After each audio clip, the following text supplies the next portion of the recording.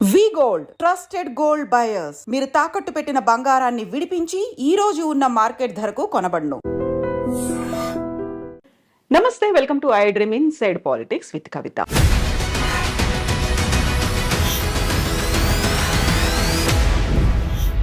47వ అధ్యక్షుడిగా Donald Trump బాధ్యతలు స్వీకరించిన తర్వాత ర్యాపిడ్ ఫైర్లో ఆదేశాలు జారీ చేస్తున్నారు. జన్మతహా వచ్చే పౌరసత్వాన్ని రద్దు చేశారు. విదేశాలకు చేసే సహాయాన్ని 90 రోజుల పాటు నిలుపు చేశారు. దీంతో పాటుగా H1 వీసాల మీద చర్చలు, వాదనలు కొనసాగుతున్నాయని చెప్పారు. అండ్ ఆంక్షలు కూడా కొనసాగుతున్నాయి. భారతదేశం మీద ద్వైపాక్షిక సంబంధాలు ఎలా ఉండబోతున్నాయి? ఈ ఎగ్జిక్యూటివ్ ఆర్డర్స్ భవిష్యత్తులోనూ ఇలాంటి సంచలనాలనే కలిగించబోతున్నాయా? మనతో పాటుగా ఉన్నారు డాక్టర్ జయప్రకాష్ నారాయణ గారు. సార్ నమస్తే. నమస్తే కవిత. సార్, గతంలో మనం మాట్లాడుకున్నాం డొనాల్డ్ ట్రంప్ అధ్యక్షుడిగా రాబోతున్నాడు అని. వచ్చేసారు, రాగానే ర్యాపిడ్ ఫైర్ లో ఆదేశాలు అనేవి, ఈ ఎగ్జిక్యూటివ్ ఆర్డర్స్ అనేవి అసలు పెద్దన్నగా మనం భావిస్తుంటాము అమెరికాని. ఎలా అనిపిస్తున్నాయి సార్ విదేశాల మీద? మనం రెండు విషయాలు ట్రంప్ను గురించి గట్టిగా ఆలోచించాలి. ఒకటి, గత 2-3 రోజులుగా ఆయన పని చూస్తున్నట్టయితే చెప్పిన మాట చాలా మేరకు చేస్తాడు. ఎందుకంటే ఇంకోసారి మళ్ళీ అవకాశం లేదు ఆయనకి. వృద్ధాప్యంలో ఉన్నాడు. తన బ్రాండ్, తన మార్క్ ఉండాలని చెప్పని ఏం చేయబోతున్నాడో ముందే చెప్పాడు. ఎన్నికల్లో ఆయన ఏమీ రహస్యం లేదు, మంచిగానే చెడుగానే. ఉదాహరణకి క్యాపిటల్ మీద, అమెరికన్ పార్లమెంట్ మీద దాడి చేసిన వాళ్ళు నిజంగా దేశద్రోహం కొడుకున్నట్లక హింసకు పాల్పడ్డారు, కొంతమంది మరణాల కాలకులైనారు. వాళ్ళందరినీ క్షమాపక్ష ప్రసాదిస్తున్నాడు, ఇచ్చాడు. మంచిగానే చెడుగానే ఆయన చెప్పింది సీరియస్గా తీసుకుంటున్నాడు, స్ట్రాంగ్గా చెప్తాడు కూడా. రెండోది, ఇనాగరల్ స్పీచ్లో ఆయన ఒక మనిషిని ఉదహరించాడు. ఆయన విలియం మెకిన్లీ అని, అమెరికా రాష్ట్రపతిగా 1897 నుంచి 2001 దాకా ఉన్నాడు ఆయన. 2001లో సెప్టెంబర్లో ఆయన చంపేశారు. ఈ హత్యకు గురైన రాష్ట్రపతుల్లో ఆయన ఒకడు. ఆయన తర్వాత థియోడోర్ రూజ్వెల్ట్ వచ్చాడు.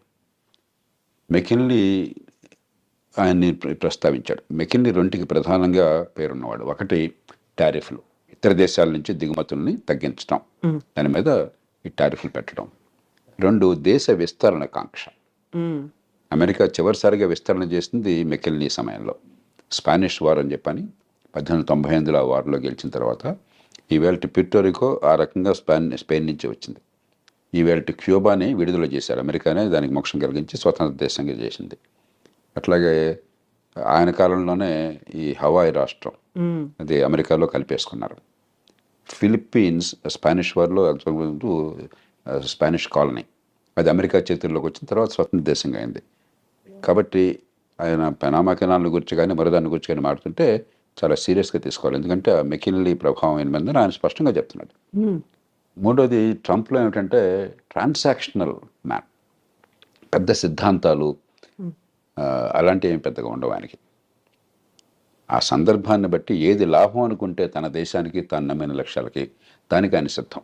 అప్పటికప్పుడు నిర్ణయాలు, డీల్ మేకింగ్. ఆయన ఇప్పుడు కూడా గర్వంగా చెప్తుంటాడు, నేను డీల్స్ బాగా చేస్తాను, ఒప్పందం చేసుకుంటాను, వాడికి కావాల్సింది ఇస్తాను, నాకు కావాల్సింది తీసుకుంటానని చెప్పని. కాబట్టి ఉడుపుగా ఆయనతో ఫైట్ చేయాలి. అంతే తప్ప సిద్ధాంతం ప్రకారం ట్రంప్తో ఫైట్ చేస్తే సిద్ధాంతం ఆయనకు లేనప్పుడు ఉపయోగం లేదు.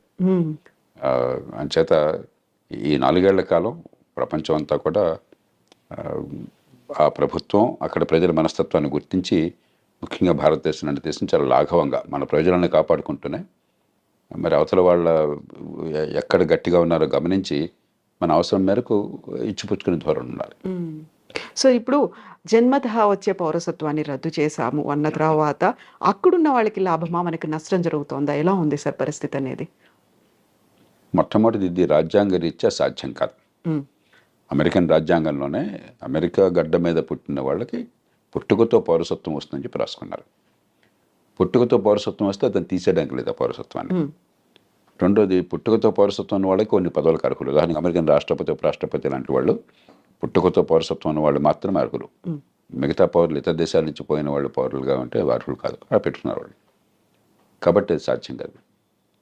కానీ ఆయన ఎందుకు చేశాడంటే ఆయన 2 కారణాలుగా, ఒక బలమైన సంకేతాన్ని ఇవ్వాలి, అక్రమ వలసదారులకి వ్యతిరేకము, నేను ఇంకా క్షమించను అని చెప్పడానికి.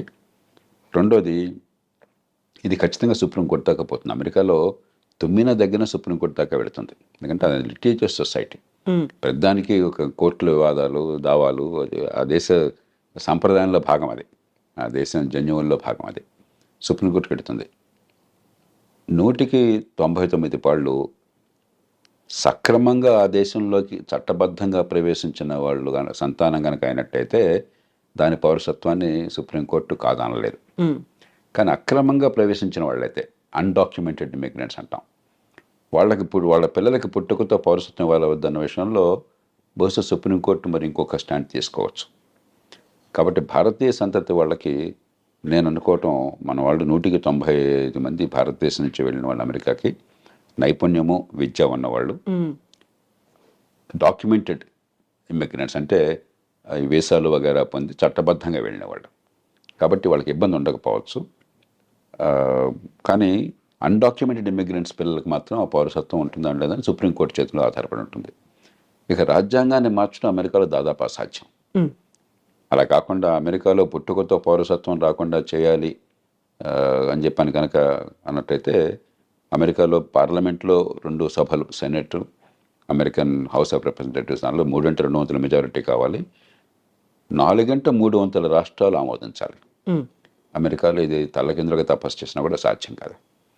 కాబట్టి కొంతమేరకు, అంటే అక్రమంగా ఆ దేశంలోకి ప్రవేశించిన వాళ్ళ సంతానానికి పౌరసత్వం లేకుండా సుప్రీంకోర్టు ఏమన్నా కనుక రాజ్యాంగాన్ని ఆ రకంగా వాళ్ళు విశ్లేషించినట్టయితే అది సాధ్యం కావచ్చు. భారతీయ సంతతి వారికి ఇబ్బంది ఉండదు.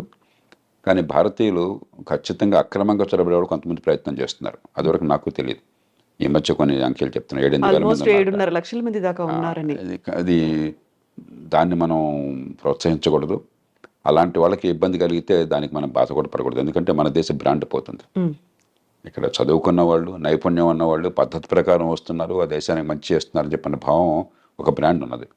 అలా కాకుండా మనం కూడా ఇతర దేశాలలాగా అక్రమంగా చొరబడుతున్నారు, దక్షిణంలో సరిహద్దు నుంచో లేకపోతే కెనడా నుంచో ఇల్లీగల్గా వెళుతున్నారు, ఇక్కడ సరిపడిపోతున్నారని చెప్పిన భావం ఉంటే మన దేశానికి నష్టం, కొంతమందికి లాభం కలగచ్చు. కాబట్టి దానికి మనం చింతించాల్సిన అవసరం లేదు. వాళ్ళ పట్ల కఠినంగా వ్యవహరించినట్టయితే అమెరికాలో దానికి మనం చింతించాల్సిన అవసరం లేదు. ఇప్పుడు కెనడా, మెక్సికో మీద దిగుమతి సుంకాలు విపరీతంగా పెంచారు. ఆల్మోస్ట్ 25% ఉన్నాయి అనుకున్నప్పుడే విదేశాలతో సత్సంబంధాలు ఎలా ఉంటాయి, ద్వైపాక్షిక ఒప్పందాలు ఎలా ఉంటాయి అనేది కూడా కీలకంగా అయింది కదా సార్. ఆయన తీరు ఏమిటంటే, ఎక్కడైనా బావగానే వంగతోట దగ్గర బావ కాదు. కాబట్టి నువ్వు కెనడానా, మెక్సికోనా, యూరప్పా, ఇండియానా నాకు అనవసరం. నాకు లాభం ఏంటి, నా నుంచి నువ్వు పొందుతున్నావు, నాకు రావట్లేదు అనుకుంటే వెంటనే ఆయన ఎదురు తిరుగుతాడు. కెనడా, మెక్సికోలు తీసుకుంటే ఉదాహరణకి మంచి ఉద్దేశంతో అమెరికా ఏం చేస్తున్నారు, north American free trade agreement అని చెప్పని బిల్ క్లింటన్ కాలంలో నాఫ్తా అంటారు. దాంతో ఏమైందంటే కెనడా నుంచి కానీ మెక్సికో నుంచి కానీ దిగుమతులు అమెరికాకి, లేకపోతే అమెరికా నుంచి ఆ దేశాలకు ఎగుమతులు ఏమీ సుంకాలు లేకుండా, ఏ రకమైన అడ్డంకులు లేకుండా వచ్చే ఏర్పాటు జరిగింది. దాంతో ఏమైంది, అమెరికాలో కొంచెం ఖర్చు ఎక్కువ, తలసరి ఆదాయం ఎక్కువ కాబట్టి, లేబర్ కాస్ట్ చాలా ఎక్కువ కాబట్టి, ఆ కాస్ట్ ఆఫ్ ప్రొడక్షన్ తగ్గించడం కోసం అమెరికన్ వ్యాపారవేత్తలు చాలామంది కెనడాలో పెద్ద పెద్ద ఎత్తున పరిశ్రమలు పెట్టారు. ఉత్పత్తి కెనడాలో జరుగుతుంది, ఆ కార్లు కానీ మిగతావి కానీ అమెరికాకు వెంటనే, సరిహద్దే కదా, పక్క దేశమే కదా, అమెరికాకు వెంటనే వచ్చేస్తున్నాయి. అమెరికన్ వినియోగదారులకు లాభం జరుగుతుంది, కానీ అమెరికన్ ఉత్పత్తిదారులు నష్టపోతున్నారు. సమస్య వినియోగదారులకేమో చవకగా మంచి మన్నికల వస్తువులు కావాలి, ఉత్పత్తి చేసేవాడికి మనకు లేబర్ మార్కెట్లో ఉద్యోగాలు దొరకాలని చెప్పంటే మన దేశంలో ఉత్పత్తి జరగాలి. ఈ రెండింటికి మధ్య క్లాష్ ఉన్నది. ఇక్కడ ఏంటంటే ట్రంప్, ఆయన పార్టీ ఈ ఉత్పత్తిదారుల పక్షం వహించారు. మన దేశంలో మన వాళ్ళకి ఉద్యోగాలు రావాలి, వాళ్ళకేమిటి రావటం అని చెప్పన్నది. అలాగే అంతకంటే అమెరికాకి చాలా ఇబ్బంది కలిగించేది ఏంటంటే, చైనా వాళ్ళు అర్థం చేసుకున్నారు, మన మీద ఆంక్షలు పెడతారు ఉన్న కొద్దికిని. ఎందుకంటే అదివరకు జపాన్ చాలా అమెరికా భావించేవాడు రొనాల్డ్ రేగన్ కాలంలో. జపాన్ అన్ని ఎగుమతి చేస్తుంది, మనం పెద్దగా ఎగుమతి చేయలేకపోతున్నాం వాళ్ళకి, మన దేశం మొత్తం వాళ్ళ వశమైపోతుంది, మన డబ్బంతా వాళ్ళ చేతుల్లో చేరుతుందనే భావం బలంగా ఉండేది. ఇప్పుడు చైనా మీద అలాంటి భావం ఉన్నది.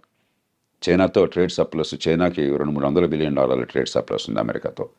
కాబట్టి డాలర్లన్నీ కొన్ని ట్రిలియన్ల డాలర్లు చైనాలో పోగొడుతున్నాయి. మరి మనం వదిలేస్తే పూర్వం జపాన్ వాళ్ళు అమెరికాలో పెద్ద కంపెనీలు కొన్నట్టుగా చైనా వాళ్ళు కూడా అమెరికా ఆర్థిక వ్యవస్థను సొంతం చేసుకుంటారు. కాబట్టి అది జరగకూడదు అని చెప్పని ఆంక్షలు పెడుతుంటే చైనా వాళ్ళు ఏం చేస్తున్నారు తెలివిగాను, మెక్సికోలో ఫ్యాక్టరీలు పెట్టారు. మెక్సికో సంతోషంగా ఆహ్వానిస్తుంది, ఏ దేశమైన విదేశీ పెట్టుబడులను ఆహ్వానిస్తుంది. మనం కూడా ఎవరైనా పెట్టుబడులు పెడతామంటే మనం సంతోషంగా రమ్మని చెప్పంటాం మన దేశంలోకి. కాబట్టి చైనా వస్తువులు చైనా నుంచి రాకుండా మెక్సికో నుంచి వస్తున్నాయి. ఈ 2 కారణాలుగా ఆయన గట్టిగా విరుచుకుపడుతున్నాడు. మూడో దానికి కోపం ఏమిటంటే, దానికి కొంత ఆధారాలు కూడా ఉన్నాయి. అమెరికా ఇవాళ ప్రపంచంలో మాదక ద్రవ్యాలు ఈ డ్రగ్స్కి ప్రపంచ క్యాపిటల్ అయిపోయింది. డిమాండ్ అక్కడ విపరీతంగా ఉన్నది. కొన్ని కోట్ల రూపాయలు ఖర్చు పెట్టడానికి సిద్ధంగా ఉన్నారు అక్కడ జనం కొనటం కోసం చెప్పని. మత్తుకి అలవాటు పడ్డ వాళ్ళు చాలామంది ఉన్నారు, బానిసలు అయిపోయినారు. అవన్నీ ఎక్కడి నుంచి వస్తున్నాయి? వాళ్ళకి సముద్రం నుంచి రావడం చాలా కష్టం, భూభాగం నుంచి, మెక్సికో నుంచి వస్తున్నాయి. ఎప్పుడైతే దీనిలో కొన్ని కోట్ల డాలర్ల లాభం ఉన్నదో కార్టెల్స్, బలమైన సంఘటిత నేరస్తులు, గతంలో మాఫియాలు అనేవాళ్ళం, ఈ మాఫియాలు డ్రగ్ కార్టెల్స్ అంటాం, వాళ్ళు వందల బిలియన్ల డాలర్ల డబ్బులు చేసుకుంటున్నారు. అంత డబ్బులు ఉన్నాయి కాబట్టి విపరీతమైనటువంటి హింస, నేరాలు, మామూలు నేరాలు కాదు, ఎదురొస్తే వాడిని సఫా చేయటమే, అంత దారుణంగా ఉన్నది. కాబట్టి వాళ్ళని అరికట్టాలని చెప్పన్నా కూడా దక్షిణ బార్డర్, ముఖ్యంగా మెక్సికో బార్డర్తో ఒకటి ఇమ్మిగ్రెంట్స్ రాకుండా ఆపాలి, రెండు ఇది డ్రగ్స్ రాకుండా ఆపాలి. అందుకనే ఆయన డ్రగ్ కార్టెల్స్ని టెర్రరిస్టులుగా ప్రకటించాడు. అప్పుడు అమెరికన్ చట్టం కింద చాలా అధికారాలు వస్తాయి రాష్ట్రపతికి. అవసరమైతే మెక్సికోలోకి తన సైన్యాన్ని పంపించి దాడులు చేసి వాళ్ళని చంపే హక్కు కూడా వస్తుంది అన్నమాట. అంచేత మెక్సికో విషయం ప్రత్యేకం. కానీ మొత్తం మీద ఖచ్చితంగా ఆయన చైనా మీద కానీ, చివరికి వీలుంటే అవసరమైతే మన మీద కానీ ఆయన అవసరమైతే టారిఫ్లు పెడతాడు. ఎందుకంటే మనతో ఉదాహరణకి పెద్ద చైనా లాగా కాకపోయినా మనకు కూడా 15-20 బిలియన్, 20-25 బిలియన్ డాలర్లు, 30 బిలియన్ డాలర్లు మనకి సర్ప్లస్ ఉన్నది. అమెరికా ఒక్కటే పెద్ద దేశం, భారతదేశం ట్రేడ్ సర్ప్లస్ ఉన్న దేశం అమెరికా ఒక్కటే పెద్ద దేశాల్లో, 35 బిలియన్ డాలర్లు. చైనాతో మనకి 90-100 బిలియన్ డాలర్ల లోటు ఉన్నది. అమెరికాతో 30-35 బిలియన్ డాలర్ల సర్ప్లస్ మిగులు ఉన్నది.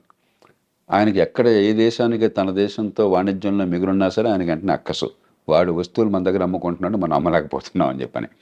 హ్యార్లీ డేవిడ్సన్ ఒక కంపెనీ ఉంది, ట్రంప్ 2-3 సార్లు దాని గురించి ప్రస్తావించాడు. ఈ మోటార్ సైకిల్ నడుపుతారు, అవి ఏమిటో నాకు తెలియదు కానీ కొంచెం ఈ కుర్రాళ్ళు కొందరు మోజుపడతారు, చాలా ఖరీదైనటువంటివి. మన వాళ్ళు ఖరీదైన వస్తువులు మన దేశంలో లగ్జరీ ట్యాక్స్ చాలా ఎక్కువ పెడతాం. ఆయన 2-3 సార్లు ప్రస్తావించాడు, ఇండియా టారిఫ్ కింగ్, చూడండి హార్లీ డేవిడ్సన్ మోటార్ సైకిల్ మీద టారిఫ్ పెట్టారని చెప్పని. అలాంటి విషయాల్లో మనం కొంచెం సౌమ్యంగా, పెద్ద నష్టమే లేదు, ఆయనకి ఏదైతే గట్టిగా బుర్రలో ఉందో దాన్ని తగ్గించేసుకోవాలి.